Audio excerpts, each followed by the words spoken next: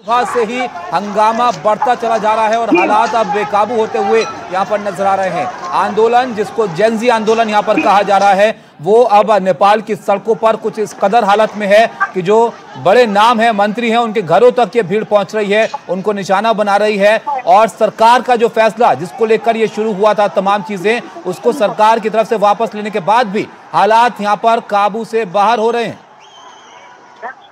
सिकता हमारे साथ हैं। सिकता, अगर आप सुन पा रहे हैं हमें बताइए, आप क्या देख पा रहे हैं ग्राउंड जीरो पर? जी, हम साबित बताना चाहेंगे कि हम संसद भवन के ठीक बाहर यहाँ मौजूद हैं। आप देख सकते हैं कि सैकड़ों की तादाद में, मैं चाहूंगी कि मेरी कैमरा पर्सन पूजा आप आए और सैकड़ों की तादाद में यहाँ प्रदर्शनकारी पहुंच गए संसद भवन के ठीक बाहर और काबू में करने की कोशिश। ऐसा लग रहा है कि ये भीड़ जो है प्रदर्शनकारियों की भीड़ है वो बेकाबू हो चुकी है। ये संसद भवन के अंदर घुसने की कोशिश कर रहे हैं, सुरक्षा है और नतीजे धकेलने के लिए तमाम कार्रवाई भी कर रहे हैं। कुछ देर पहले आज से जाकर बोले प्रदर्शनकारी की तरफ तो पत्थर भी चले, आगजनी की घटनाएं भी हुई। ये गेट जो है, ये गेट नंबर 1 है पार्लियामेंट हाउस का, पर धावा बोला है प्रदर्शनकारियों ने। सुबह से लगातार एक और अपडेट आपको दे देते हैं। नेपाल की सरकार इस वक्त संकट में नजर आ रही है, सरकार गिर सकती है। एक और अपडेट यहां पर आया है। राम रसवो पापा आसिम शाह हैं, जिन्होंने रिजाइन कर दिया है, एमपी हैं, वाटर सैनिटाइजेशन मंत्री हैं। एक और मंत्री का इस्तीफा हुआ। इसके अलावा स्पोर्ट्स मिनिस्टर ने भी इस्तीफा वहां पर दे दिया है। तो लगातार इस्तीफों का सिलसिला जारी है और ऐसा लग रहा है कि सरकार अपना समर्थन खो रही है। नेपाल की सरकार गिर सकती है, समर्थन वापस ले सकती है नेपाली कांग्रेस। तो सहयोगी पार्टियां नेपाल की इस ओली सरकार को समर्थन दे रही थी, वो अब अपना समर्थन वापस खींचती हुई नजर आ रही हैं। तो इस प्रदर्शन से हालात ऐसे हो गए हैं कि अब नेपाल की सरकार खतरे में नजर आ रही है। सिकता, हालात हम देख रहे हैं लगातार, आप भी यहाँ पर बता रहे हैं, और एक के बाद एक इस्तीफे हो रहे हैं। 2 और मंत्रियों के इस्तीफे की खबर आ रही है कि सरकार गिरने वाली है। बिल्कुल, लगातार सरकार दबाव में है। प्रदर्शनकारियों के प्रदर्शन के बाद लगातार उनकी मांग यही रही है कल से आज तक में, ये सरकार जो है प्रधानमंत्री ओली की अगुवाई वाली ये सरकार है, ये इस्तीफा दे। ये भ्रष्टाचार प्रदर्शित है, करप्ट है, नेपोटिज्म करती है।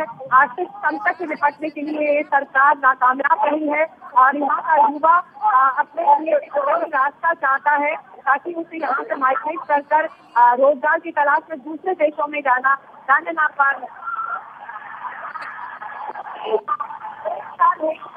जाना ना पड़ जाए। इस बीच 1 साल हो चुका है इस सरकार को और ये युवा कह रहे हैं कि सरकार ने कोई कोशिश नहीं की, अपनी जेबें ही इस सरकार ने भरी हैं और उनके उत्थान के लिए, उनके विकास के लिए, नेपाल के विकास के लिए सरकार ने कोई काम नहीं किया। और जब ये बातें इन युवाओं ने अपने सोशल प्लेटफॉर्म्स